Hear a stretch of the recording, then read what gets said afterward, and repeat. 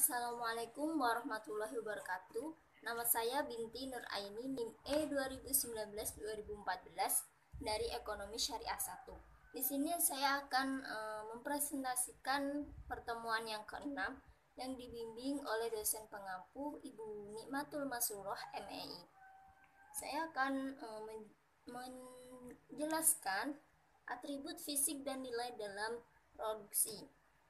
Sebuah produk yang dihasilkan oleh produsen menjadi berharga atau bernilai bukan semata karena adanya berbagai atribut fisik dalam produk tersebut, tetapi juga adanya nilai value yang terdapat dalam produk tersebut. Atribut fisik suatu barang itu pada esensinya menentukan peran fungsional dari barang tersebut dalam memenuhi kebutuhan konsumen. Di sisi lain, nilai yang terkandung dalam suatu barang yang akan memberikan kepuasan psikis kepada konsumen dalam memanfaatkan barang tersebut, misalnya di citra atau merek barang tersebut, misalnya sejarah juga bisa, kemudian reputasi produsen dan lain sebagainya. Dua barang yang memiliki atribut fisik sama belum tentu akan berharga sama di hadapan konsumen, karena perbedaan nilai yang ada dalam barang tersebut membuat pandangan konsumen berbeda akan nilai barang tersebut. Terkadang harga barang bisa jauh melampaui nilai fungsionalnya karena tingginya nilai non fisik yang ada padanya. Sebagai contoh adalah raket dari petenis terkenal tingkat dunia yang dilelang dengan harga yang tinggi dan tidak masuk akal untuk sebuah raket tersebut untuk dibeli. Di sisi konsumen itu tidak sekedar memandang raket sebagai atribut fisik yang dalam hal ini adalah fungsi untuk main teknis, melainkan nilai sejarah yang melekat pada raket tersebut yang terkait dengan kesuksesan puncak pemilik sebelumnya.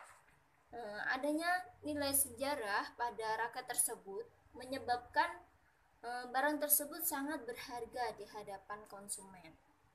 Atribut fisik suatu barang pada dasarnya bersifat objektif, dapat dibandingkan satu dengan yang lainnya, tapi nilai yang melekat pada suatu barang bernilai subjektif. Dalam pandangan ekonomi Islam, produk juga merupakan kombinasi dari atribut fisik dan nilai, atau kita mengenalkan dengan view. Konsep ekonomi Islam tentang atribut fisik suatu barang mungkin tidak berbeda dengan pandangan pada umumnya, tapi konsep nilai yang harus ada dalam setiap barang adalah nilai-nilai keislaman atau Islamic view. Adanya nilai-nilai ini pada akhirnya akan memberikan berkah pada suatu barang tersebut. Setiap barang atau jasa yang tidak mengandung keberkahan atau maslahah tidak bisa dianggap sebagai barang atau jasa yang memberikan maslahah, sebab berkah merupakan elemen penting dalam konsep maslahah. Begitu juga dengan suatu barang atau jasa yang mengandung berkah yang banyak tidak bisa disamakan dengan barang lain yang mengandung berkah yang hanya sedikit. Gambaran sederhana tentang hal yang contoh di atas mengenai raket, di mana suatu raket tenis diproduksi oleh sebuah perusahaan A yang memiliki eksploitasi terhadap tenaga kerja, yang sementara satunya di perusahaan B sangat menghargai tenaga kerjanya.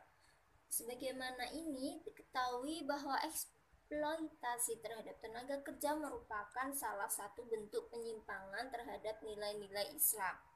Meskipun atribut fisik kedua raket tersebut sama, tetapi raket tersebut berbeda akan menghargai suatu karyawan tersebut. Jadi dinilai tidak berkah atau ketidakislaman pada produk tersebut. Kemudian jadi bahwa suatu produk harus memiliki atribut fisik sekaligus berkah akan membawa maslahah. Dengan cara memandang seperti itu, maka kualitas produk diekspresikan sebagai berikut. HM sama dengan HF ditambah HB, di mana HM adalah barang yang memiliki masalah. HF adalah atribut fisik barang. HB adalah berkah barang tersebut. Kemudian input produksi dan berkah. Kegiatan produksi membutuhkan berbagai jenis sumber daya ekonomi yang lazim, disebut input atau faktor produksi, yaitu segala hal yang menjadi masukan secara langsung maupun tidak langsung dalam proses produksi. Secara mendasar, faktor produksi atau input ini secara garis besar diklasifikasikan menjadi dua jenis. Yang pertama input manusia atau human input, kemudian input non manusia, non human input. Kemudian menurut Al-Maududi dan Abu Su'ud, faktor produksi dalam Islam yaitu yang pertama amal atau kerja, yang kedua yaitu tanah, yang ketiga adalah modal. Berkah merupakan komponen penting dalam maslahah. Oleh karena itu, bagaimanapun dan seperti apapun pengklasifikasiannya, berkah harus dimasukkan dalam input produksi. Memasukkan berkah sebagai input produksi adalah rasional, sebab berkah mempunyai andil atau share nyata dalam membentuk output. Barang yang menghasilkan maslahahnya rendah akan dianggap sebagai barang yang bernilai rendah. Demikian juga sebaliknya. Input produksi atau faktor produksi, yaitu faktor dalam melakukan produksi itu ada 5. Yang pertama SDA, misalnya tanah dan bahan baku. SDM-nya berupa tenaga kerja, kapitalnya itu yaitu modal, skill, kemampuan inovasi atau berwirausaha. Kemudian yang kelima teknologi atau mesin. Kemudian kemuliaan harkat manusia sebagai karakter produksi. Tujuan dari produksi untuk menciptakan maslahah yang optimum bagi konsumen atau bagi manusia secara keseluruhan. Karakter penting dalam perspektif ekonomi Islam adalah perhatiannya terhadap kemuliaan harkat kemanusiaan. Karakter ini membawa implikasi penting dalam teori produksi. Contohnya, memandang kedudukan manusia, khususnya tenaga kerja, dengan kapital atau financial capital. Kemudian substitusi antara manusia atau tenaga kerja dengan kapital dibagi menjadi dua jenis, yaitu substitusi yang bersifat alamiah atau natural substitution. Yang kedua yaitu substitusi yang dipaksakan atau forced substitution, yaitu yang substitusi alamiah yaitu penggantian tenaga kerja dengan faktor produksi lain yang terjadi karena alami. Misalnya ketika melakukan proses produksi secara manual, tenaga kerja yang dibutuhkan banyak, jadi itu termasuk substitusi alamiah. Kemudian eksplorasi dan pembentukan konsep produksi. Ini eksplorasi nilai dan prinsip Islam dalam produksi. Yang pertama, amanah adalah salah satu nilai penting dalam Islam yang diturunkan dari nilai dasar khilafah yang harus dijunjung tinggi. Maksudnya di sini amanah adalah penggunaan sumber daya ekonomi untuk mencapai tujuan hidup manusia, yaitu falah. Kemudian yang kedua yaitu profesionalisme, yaitu setiap muslim dituntut untuk menjadi pelaku produksi yang profesional, yaitu memiliki profesionalitas dan kompetensi di bidangnya dan segala sesuatu urusan harus dikerjakan dengan baik. Kemudian yang ketiga yaitu pembelajaran sepanjang waktu untuk efisiensi. Jadi setiap tenaga kerja sudah memenuhi standar minimum dalam melaksanakan produksi, namun ia harus selalu belajar terus untuk meningkatkan kemampuannya dalam hal-hal yang terkait dalam produksi. Kemudian prinsip-prinsip produksi, yaitu kita lihat sini, dilarang memproduksi dan memperdagangkan barang yang haram. Jadi kita sebagai penjual harus memproduksi dan menjual barang yang halal. Dilarang melakukan penimbunan dalam segala bentuk barang. Kita tidak boleh menimbun barang atau memperbanyak barang dan menyimpannya di gudang. Kemudian dilarang melakukan kegiatan produksi yang mengarahkan kepada kezaliman. Kemudian produksi modal tetap. Di sini menjelaskan mengenai teknologi berproduksi yang memosisikan modal sebagai input tetap dan manusia tenaga kerja sebagai input variabel. Fungsi produksi yang pertama. Fungsi produksi menunjukkan berapa besar output dengan kandungan berkah tertentu. Fungsi produksi seperti ini bisa dilihat dengan rumus ini. V sama dengan V sama dengan T dikali F dalam kurung K, HK, L, E, M, B.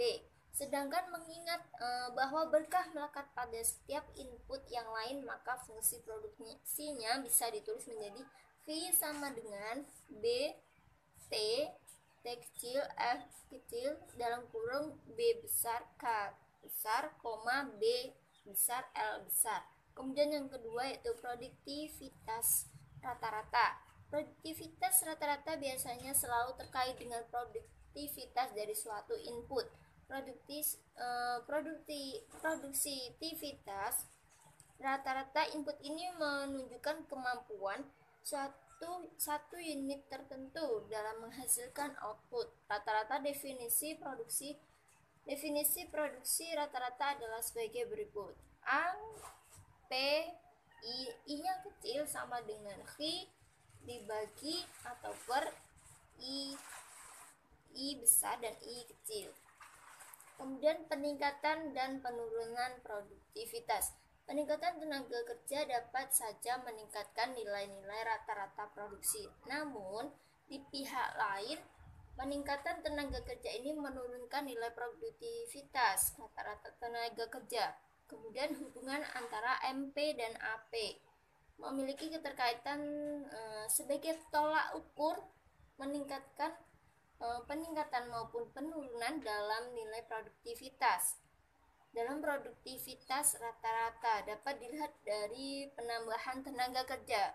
Kenyataan ini menunjukkan bahwa kenaikan produktivitas rata-rata tidak bisa dilepas begitu saja dari kenaikan jumlah tenaga kerja yang mengoperasikan kapital peralatan produksi tersebut. Kemudian selanjutnya membahas tentang produksi dengan teknologi konstan. Kemudian implikasi konsep produksi Islam pada kegiatan produksi, kombinasi output dan output maksimum. Yang pertama, produksi dengan teknologi konstan. Ini kurva ISO input. Di sini X ini barang X, Y barang Y. Digambarkan seperti ini. Kemudian input yang sama, produksi bisa menghasilkan berbagai kombinasi output sepanjang kurva tersebut, yaitu Y saja atau X saja atau sejumlah kombinasi X dan Y. Kemudian output yang lebih besar. Output yang lebih besar memerlukan input yang lebih besar. Kemudian kurva ISO input yang lebih tinggi menyebabkan input yang lebih tinggi. Yang D, transformasi input. Kemudian tingkat marginal transformasi input. Di sini slope IT sama dengan DY per DX sama dengan MRIT. Jika mengambil derivat dari total dari fungsi ISO input di atas, maka DL sama dengan DI per A, ini A ya, AI per AX, kemudian DX ditambah AI per AY DY. Perubahan input sepanjang kurva ISO input adalah besaran 0 karena jumlah input yang tersedia adalah sama, maka 0 sama dengan DL itu sama dengan juga AI per AX DX ditambah AI per AY DY. Kemudian AI per AY DY sama dengan AI per AX DY. DY per AX per min AI per AX per AI per AY. DY per DX. Implikasi konsep produksi Islam pada kegiatan produksi. Yang pertama, penurunan input marginal. Ketika output produksi meningkat, maka penggunaan input juga meningkat. Namun, jumlah tambahan input untuk memproduksi satu unit output ini, yaitu marginal input, semakin lama akan semakin menurun sebagai akibat dari adanya learning curve. Kemudian yang B, efisiensi dan tingkat efisiensi penggunaan input. Efisiensi ini merupakan tingkat penurunan dari marginal input. Karena penurunan marginal input ini terjadi karena efek learning curve, tetapi tidak terjadi secara terus-menerus dengan mempertimbangkan batas-batas dari efek learning curve. Maka bisa dikatakan bahwa efisiensi terjadi pada rentang produksi di mana tenaga kerja masih bisa meningkatkan kemampuan mereka.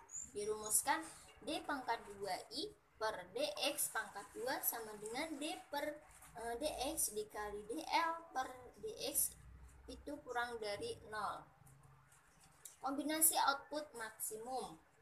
Tujuan dari produsen untuk memaksimumkan maslahah bisa diekspresikan menjadi M sama dengan F dikali X, Y. Sementara itu, keadaan input yang dihadapi oleh produsen diasumsikan konstan, sehingga fungsi kendalanya yaitu I sama dengan I kecil dalam kurung X, Y. Dalam gambar ini, untuk memperoleh nilai maslahah yang maksimum, maka fungsi tujuan dan fungsi kendala dipadukan dalam fungsi Lagrangian.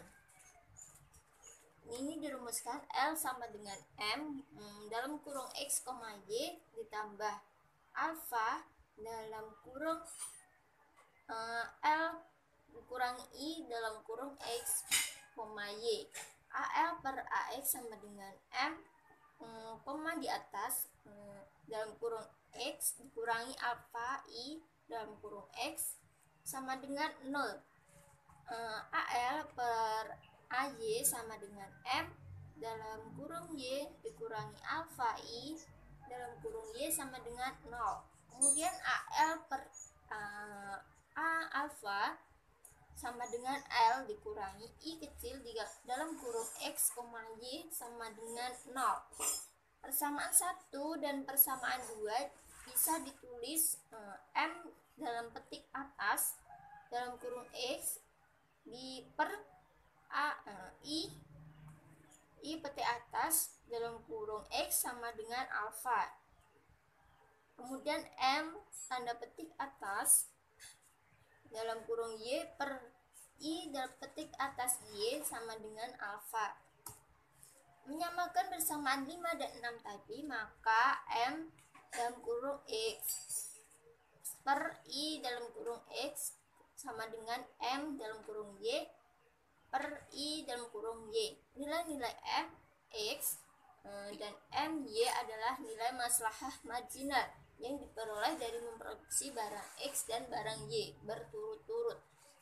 Adapun terma I X sama dengan DL per DX dan IY sama dengan DL per DY. Ini rumus tersebut adalah nilai-nilai input marginal dari barang X dan barang Y yang berturut-turut. Kemudian teori konsumsi. Dalam teori konvensional, dalam ekonomi konvensional, konsumen diasumsikan selalu bertujuan untuk memperoleh kepuasan atau utility dalam kegiatan konsumsinya. Utility secara bahasa berarti berguna, usefulness, membantu, helpfulness, atau menguntungkan, advantage. Penentuan dan pengukuran maslahah bagi konsumen.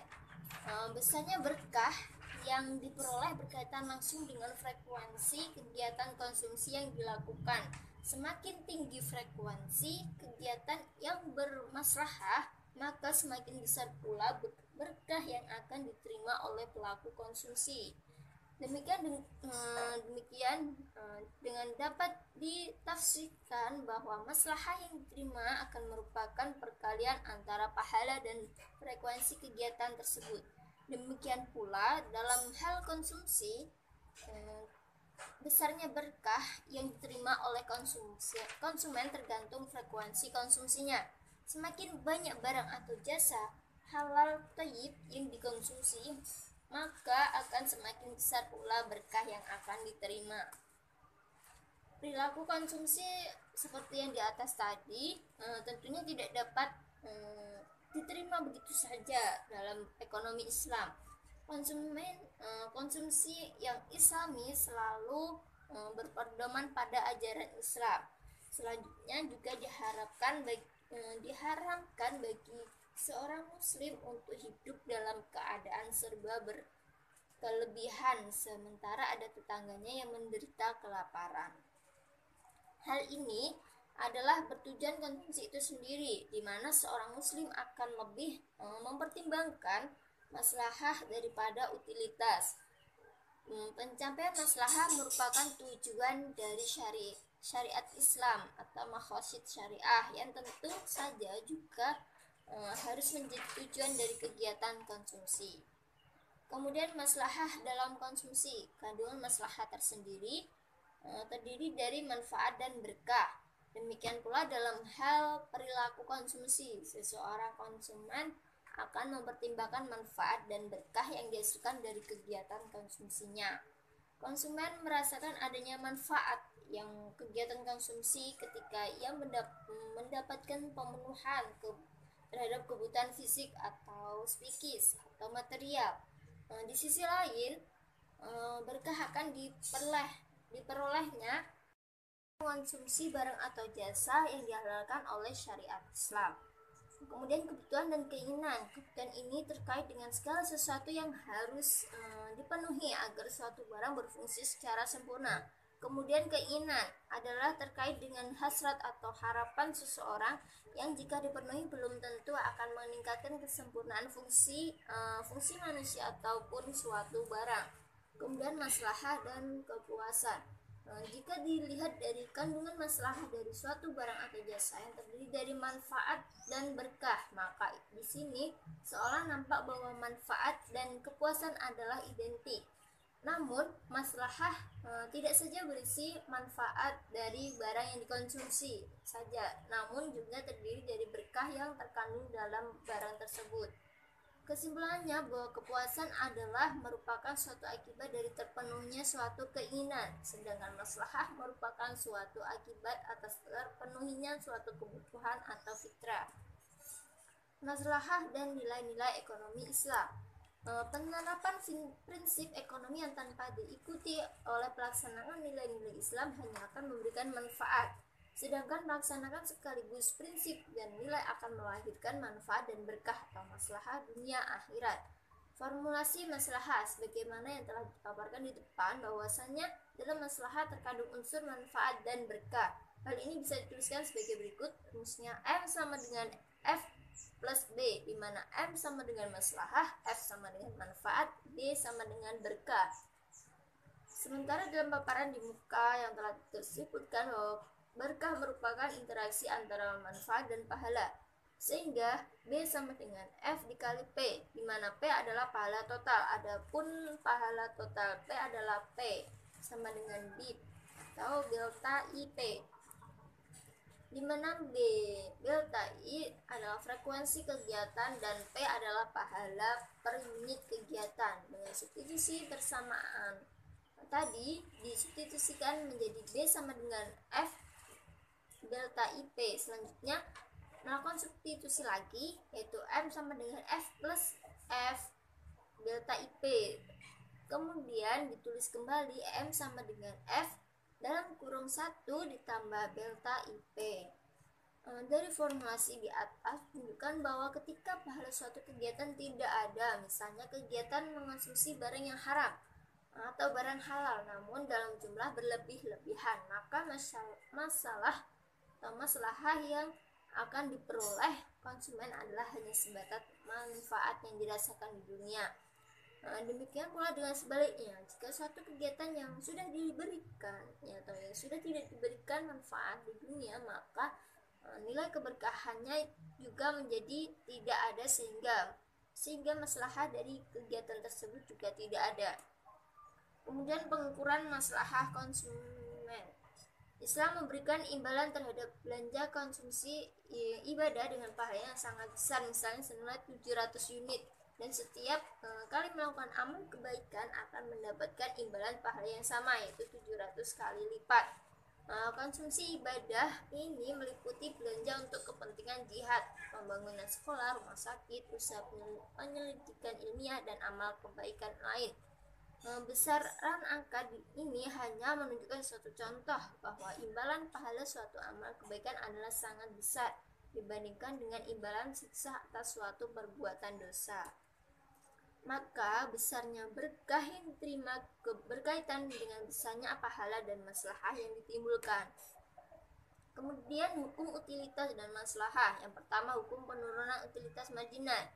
Ya, ini tambahan kepuasan yang diperoleh konsumen akibat adanya peningkatan jumlah barang atau jasa yang dikonsumsi. Kemudian hukum mengenai maslahah. Di sini mengenai hukum maslahah itu tidak selamanya berlaku pada maslahah. Maslahah dunia akan meningkat dengan meningkatnya frekuensi kegiatan, namun pada level tertentu akan mengalami penurunan.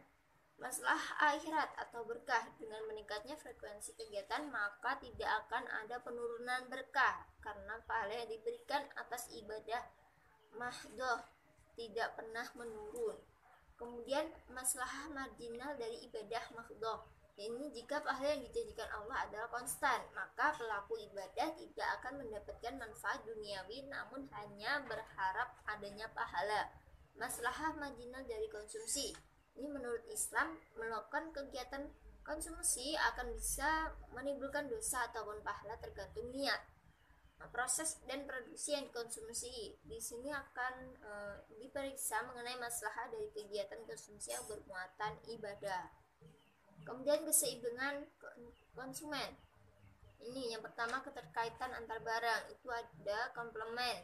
Ini hubungan antara dua buah barang. Dalam konteks ini bisa dilihat ketika seorang konsumen mengonsumsi suatu barang A, maka dia mempunyai kemungkinan untuk mengonsumsi barang yang lain, barang B. Kemudian kata makna kemungkinan di sini menunjukkan derajat komplementaris dari kedua barang A dan B tersebut.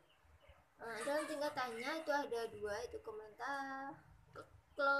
komplementaris sempurna dan komplementaris dekat. Yang pertama, komplementaritas sempurna. Tingkat komplementaritas sempurna itu terjadi jika konsumsi dari suatu barang mengharuskan tidak konsumen untuk mengonsumsi barang yang lain sebagai penyerta dari barang pertama yang dikonsumsi.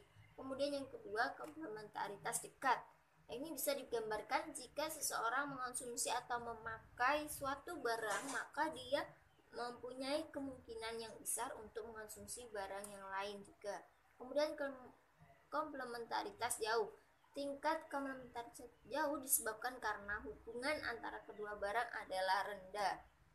Kemudian substitusi. Macam substitusi, ini substitusi sempurna, yakni hubungan antara dua barang dikatakan substitusi sempurna jika penggunaan dua buah barang tersebut bisa ditukar satu sama lain. Kemudian substitusi dekat, yakni dikatakan jika substitusi dekat itu jika fungsi kedua barang tersebut mampu menggantikan satu sama lain. Kemudian substitusi jauh, yakni jika dalam penggunaannya konsumen bisa mengganti satu barang dengan barang lainnya hanya dalam keadaan terpaksa saja.